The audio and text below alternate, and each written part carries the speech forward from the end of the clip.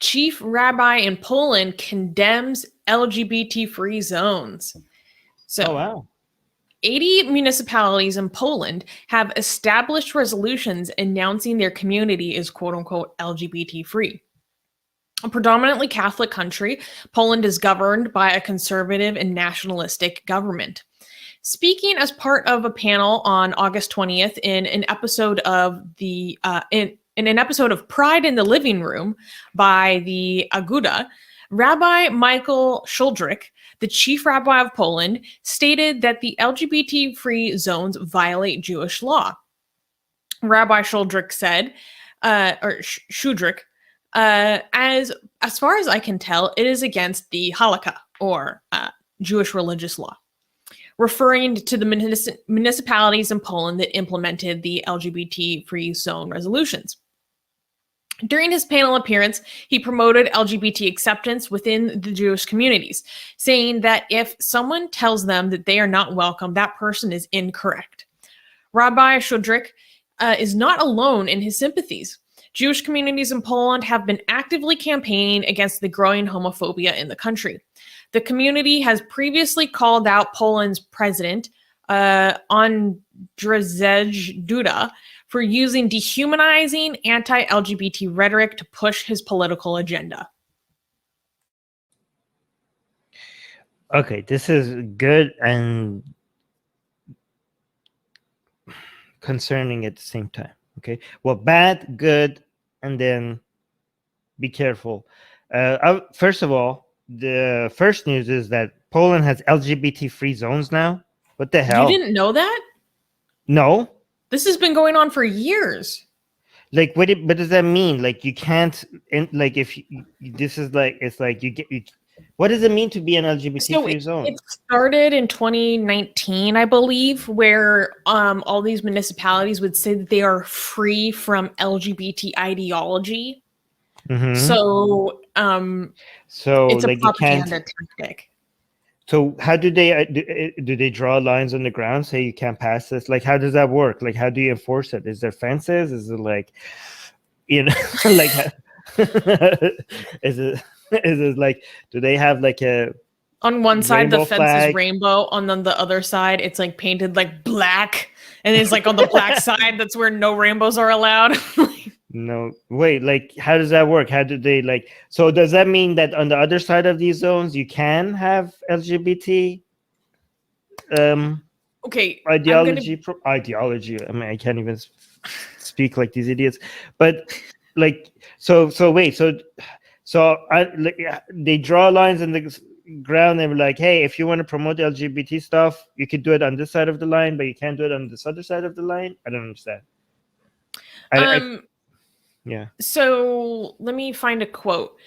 Poland's quote-unquote LGBT zones began appearing in 2019 as towns and cities passed resolutions declaring themselves free of LGBT ideology. There are now at least 80 of these zones in Poland, covering nearly a third of the country. And this rabbi is saying that he's refusing to be drawn into the anti-LGBT sentiment. And he's saying that it doesn't express Judaism. I have a lot of contentions with his other statements on this panel. Yeah, I'm gonna get to that. That's a huge thing, right? So, you might think like, this rabbi is like this. I mean, I want to support this rabbi while at the same time not give credit to religion and his promotion, because I think this is more of a promotion of Judaism that I don't want to do. You know what I mean? While celebrating this rabbi, I don't want to celebrate his argument, because I think it's a sneaky way to get religion, be like, hey guys, look, these are religion, that there's some religion, a version of religion that we can celebrate. I'm like, no. Okay, don't do, promote LGBT, fight against anti-LGBT discrimination. That's fantastic. But don't put the pro-Judaism nonsense in the package, because like we're not gonna take it. You know what I mean? Like, first of all, what violate Jewish law? Like, which Jewish law? Can you explain that part? Jewish law is one of the most discriminatory supremacist religions in the world. Like, this is one thing that Judaism is worse than Islam and Christianity about that affects it, it's the fact that it's exclusionary, discriminatory, supremacist ideology that picks a very unique group of people and says that they are superior to everybody else and everybody else is not worthy and we are special and nobody else is. Like, when it comes to religions, it doesn't get only, Hinduism and Judaism have that market cornered when it comes to being a supremacist ideologies compared to other religions. Like, this guy trying to portray Judaism as a religion that is anti-discrimination, accepting, inclusive, is so off-brand when it comes to Judaism. I don't like. Can you explain what does he mean when it says like this is the Judas? Like, are you serious? Judaism? You can't get over that. Violates Jewish law. Jewish law tells you to, like, when it comes to LGBT, I don't know if I can even say on YouTube what Judaism orders you to do when it comes to LGBT people, right? Like, it's the word. Well, yeah. So, what I'm reading is like a transcription of what he said, right? So maybe there's more context to it overall, but I can only read what was provided in English. So kind of my contention with what he says is that it actually seems like his statement might be more exclusive to the Jewish community. So it more has to do with the idea of, like, you shouldn't be telling, well, this is the way I interpreted it. Like, you shouldn't be telling other Jews where they can and cannot go. So he continues, quote, every Jew should know that they are welcome, he said. And then if someone tells them that they are not welcome, that person is incorrect. Yes, we have differences. So what? Creating Jewish unity is not about agreeing about everything. It's about celebrating that we are all Jewish together. So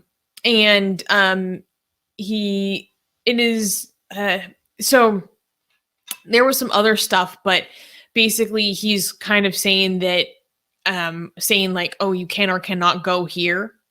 Like, that is a violation in some way. That's how I interpreted it. I could be incorrect.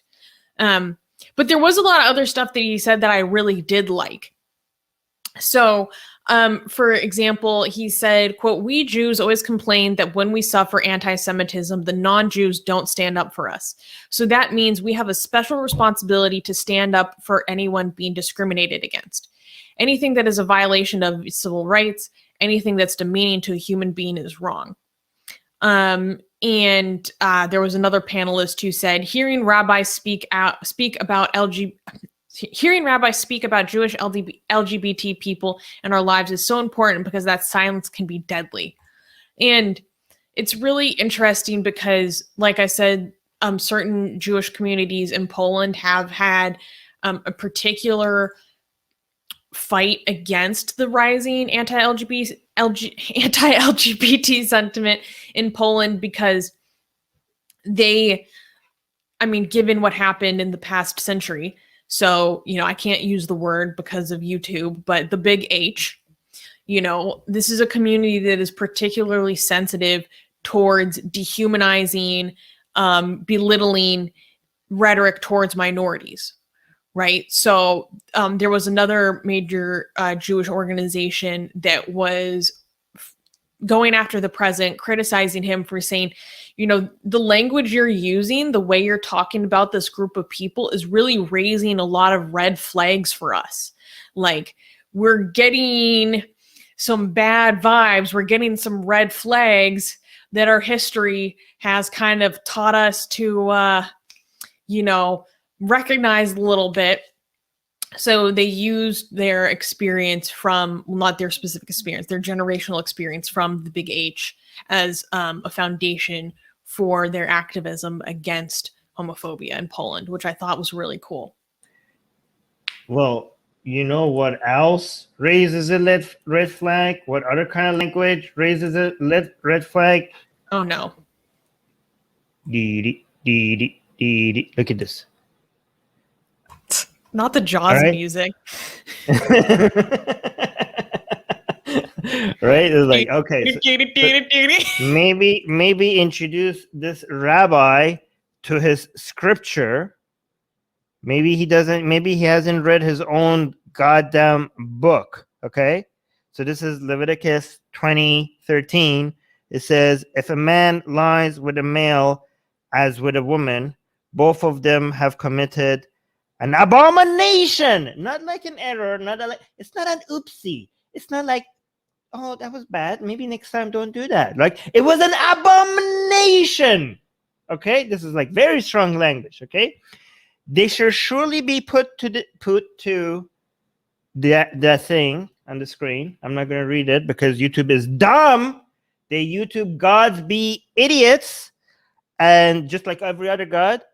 Well, yeah, and they think we're saying something that we're not. So I'm not going to say that. So they're going to be put to, a permanent. No, never mind. I'm not even going to say that. And their red liquids is going to be upon them. I'm not even going to say that part. Just read it off the screen. Okay?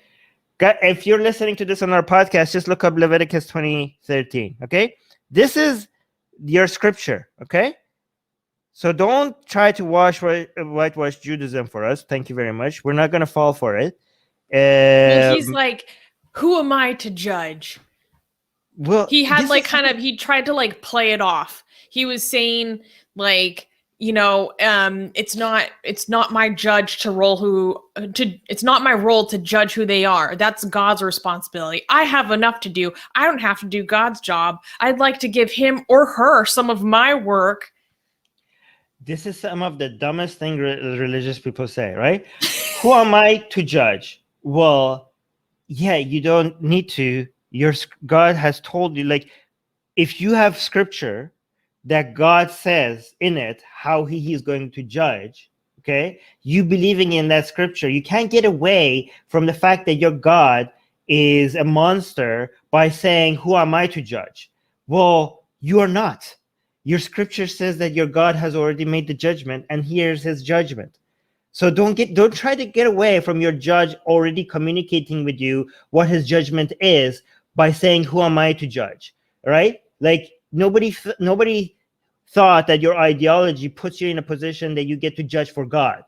God has made his judgment very clear in his book for you. So that's such a, like, who am I to judge? Like, nobody claimed that if you say your God makes this judgment on people, that you're claiming that you're the one who's judging. Like, that's like, who falls for that? Who falls for that dumb excuse? Anyways, guys, don't let people use. So, by the way, this is a good thing, okay? Because we have progressive morality, in ethic, more on our moral codes and standards and everything, to a level where these people with Bronze Age ideologies are trying to jump on the bandwagon as a way to promote their ideology, okay? Just because we are pro-LGBT, don't let these people jump on our bandwagon, okay? Don't be like, well, we're for LGBT, and this guy's for LGBT, so, like, okay, like guys, they're smuggling in some toxic stuff, but like, hey, kids, look, I'm one of you guys, and they're like hiding some like really nasty stuff under there, and they're trying to get on your bandwagon, and you have to like pat them down. And like, okay, you can jump, but you could look like under. You're like, oh, I see you're carrying some toxic material with you.